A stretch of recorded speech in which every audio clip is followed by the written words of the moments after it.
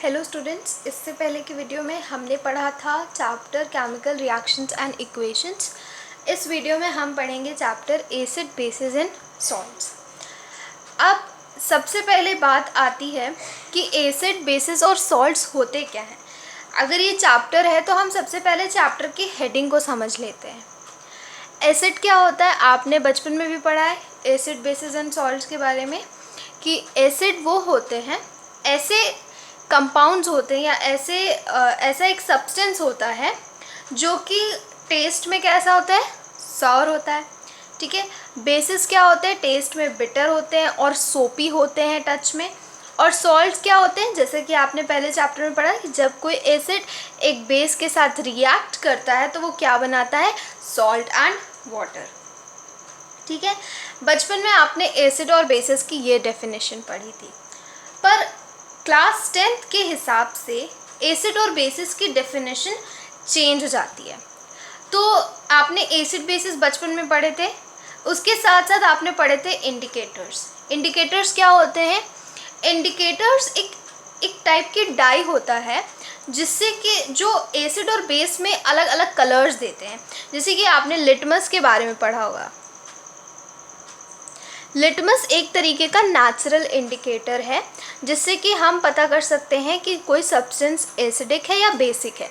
तो अगर हम रेड लिटमस को बेस में डालते हैं तो वो ब्लू हो जाता है, और अगर हम ब्लू लिटमस को एसिड में डालते हैं तो वो रेड हो जाता है। ठीक है।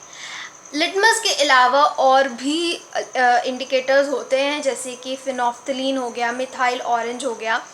ये सब केमिकल इंडिकेटर्स हैं।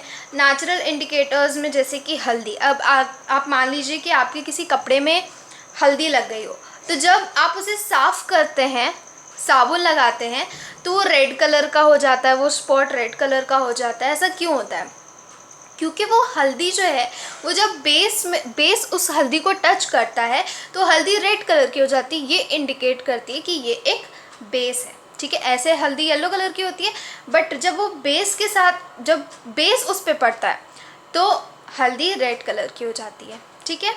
तो हल्दी भी एक तरीके की इंडिकेटर है। इसके अलावा क्लोव ऑयल, ठीक है, कैबेज, रेड कैबेज लीव्स, ये सब इंडिकेटर्स हैं। आपकी बुक में ऑलरेडी इन सब चीज़ों के बारे में दिया हुआ है। ठीक है।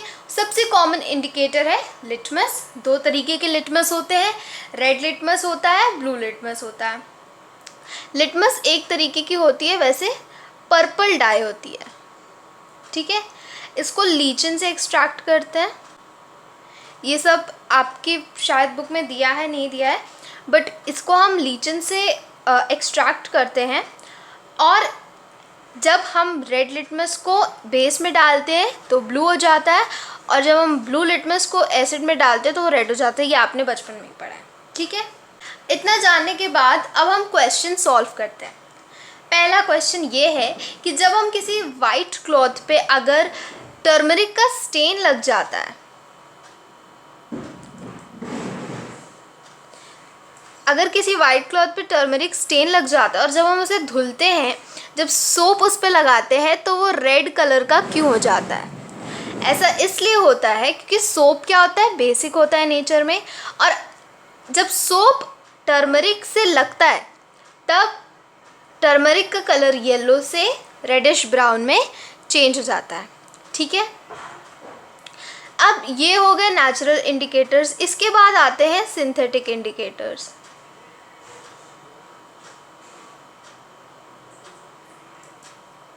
सिंथेटिक इंडिकेटर्स में दो आते हैं, एक है मिथाइल ऑरेंज और दूसरा है फिनोफ्थलीन।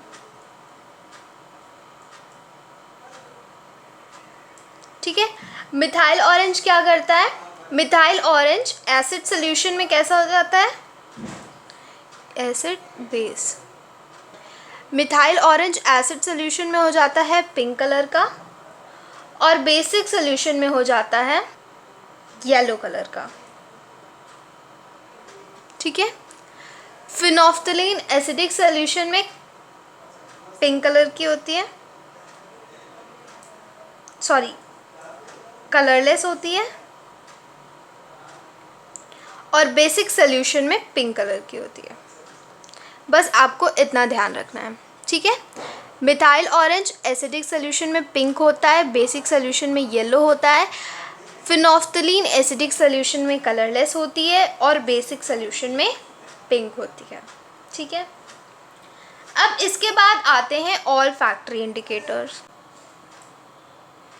यानी कि जो हम स्मेल से पहचानते हैं, ठीक है। जैसे कि अगर हम एग्जाम्पल लेते हैं अनियन का, अनियन एक्सट्रैक्ट, ठीक है, या फिर वनीला एक्सट्रैक्ट,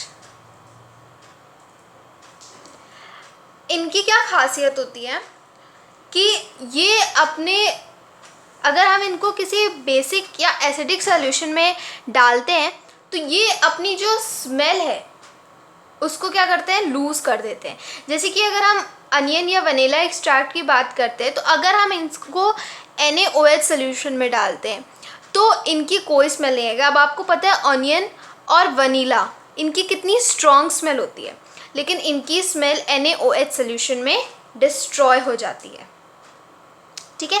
लेकिन अगर हम इसको HCl में डालते हैं, किसी एसिडिक सोल्यूशन में डालते हैं, तो इनकी स्मेल वैसी की वैसी आती रहती है, ठीक है। ये कम्प्लीटली बात हो गई इंडिकेटर्स की।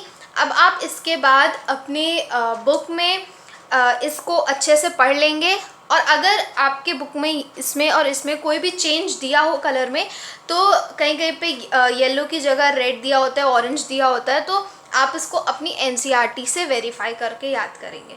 वैसे ये ज़्यादा अप्रोप्रिएट है, ठीक है। This was all for this session. अगले सेशन में हम पढ़ेंगे एसिड्स के बारे में।